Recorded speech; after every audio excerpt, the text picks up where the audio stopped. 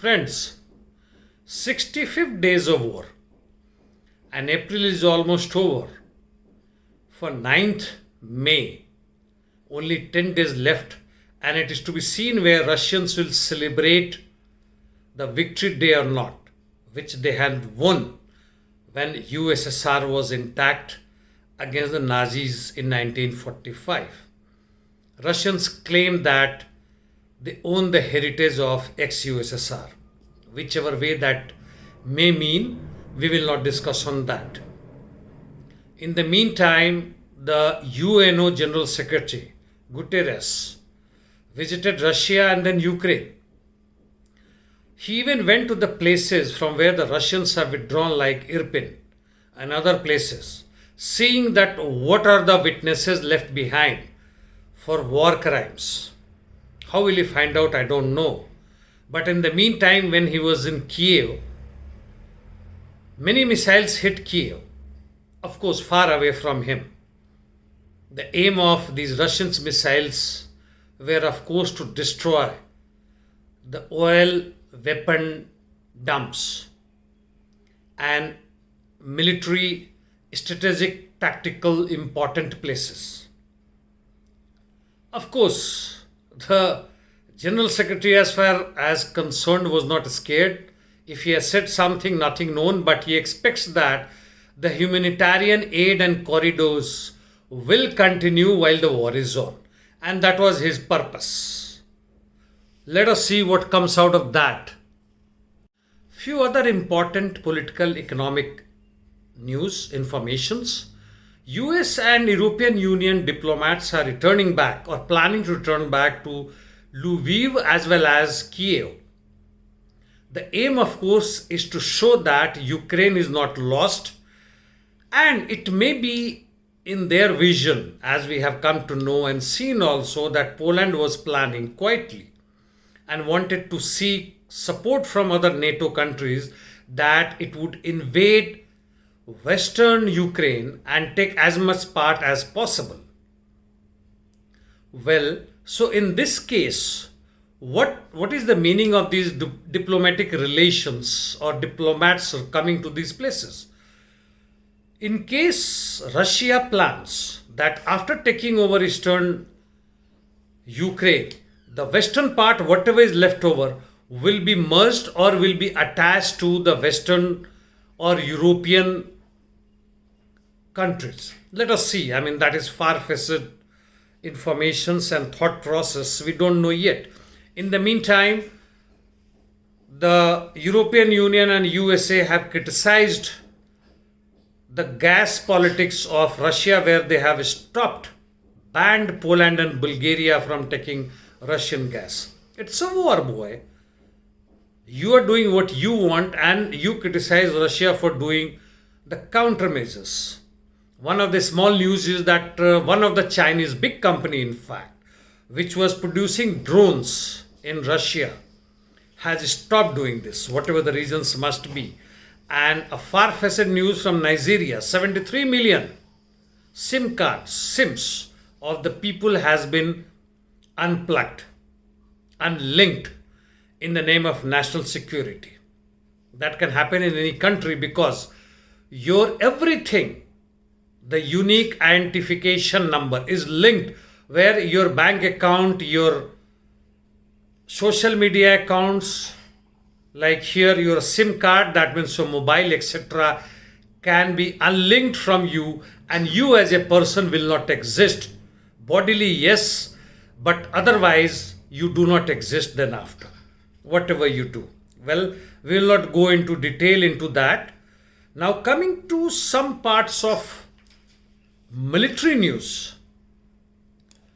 The intense shelling by the Russians from the sea, Black Sea, from their air power in various forms, as well as missiles, rockets, MLRS, which they call Grads, is continuing.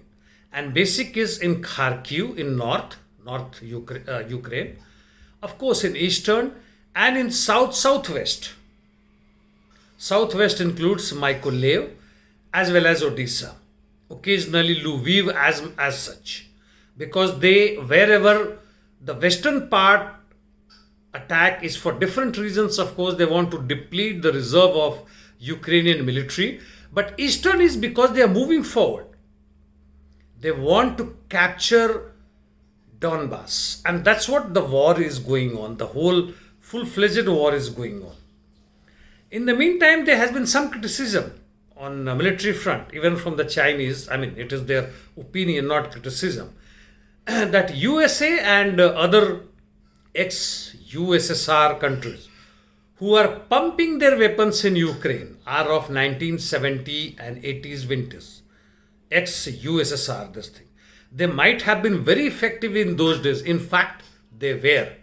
But as present day, they are as good as junks. Irrespective of training, irrespective of modification, and irrespective of whatever you have done them to modernize them. It doesn't make difference. They are junk. But why they are being pumped in? How are they going to be helpful to the Ukrainian military? Important question if that comes to your mind. The first answer that comes to my mind is that along with Ukrainian regular army, there are thousands of volunteers from Ukraine as well as from abroad and NATO trained military men. In fact, NATO military, their troops, in name of mercenaries or whatever you call them, they are not that trained, they are not sophisticated. So give them these weapons, move them forward, let them bloody perish, who bothers? This is war. And whatever damage they can do to Russian army, in fact, they can be used as dummy targets so that when Russians fire on it, you will know their position and then counterattack. They are perishable item. Useless for Ukrainian as well as the imperialist powers. And that's what is happening, going to do. Moldova has said, the Prime Minister has said that her army is not ready to take on war at present because her army was not updated. They lack arms and ammunition for last 3 decades or so. So they do not plan any such thing. And as far as the existence of foreign army like Romanian, it doesn't exist. That's what he had said. That is to be seen. I have no comments on that. I really don't know. So friends, there is nothing to summarize it except that the global crisis is on, and it is on politically, culturally, spiritually. Yes, the spiritualism at today, wherever you see,